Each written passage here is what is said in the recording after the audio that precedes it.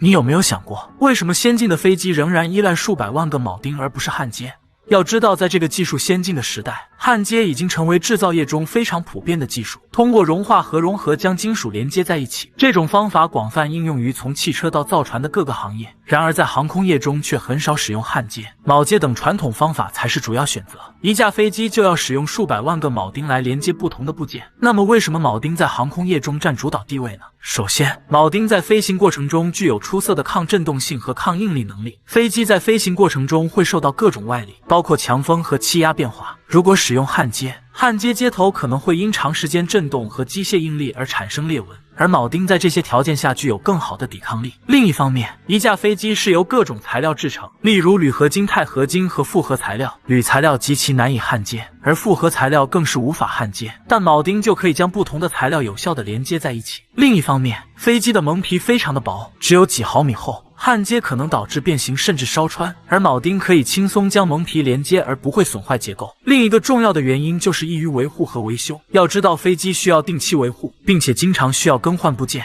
与永久焊接相比，铆钉就更容易拆卸和维修，这就使铆钉成为飞机长期运行使用最实用的选择。除了上述原因之外，铆接还有其他优点，比如铆接可以将负载均匀地分布在接头上，减少了可能导致裂纹的应力集中。此外，使用合适的铆钉材料，可以最大限度地降低铆钉和飞机材料之间发生电化学腐蚀的风险。在飞机制造中，铆接比焊接更受青睐，主要原因之一是材料的耐热性。制造飞机通常使用铝和轻质合金，由于焊接过程中的高温，这些合金的性能会削弱或改变。铆钉在铆接中，材料保持其强度，而不会因热而变形。并且铆接还可以连接两种不同的材料，但焊接就很难实现。随着材料和焊接技术的进步，未来可能逐步采用焊接，但铆接仍将是飞机结构的主流连接方式。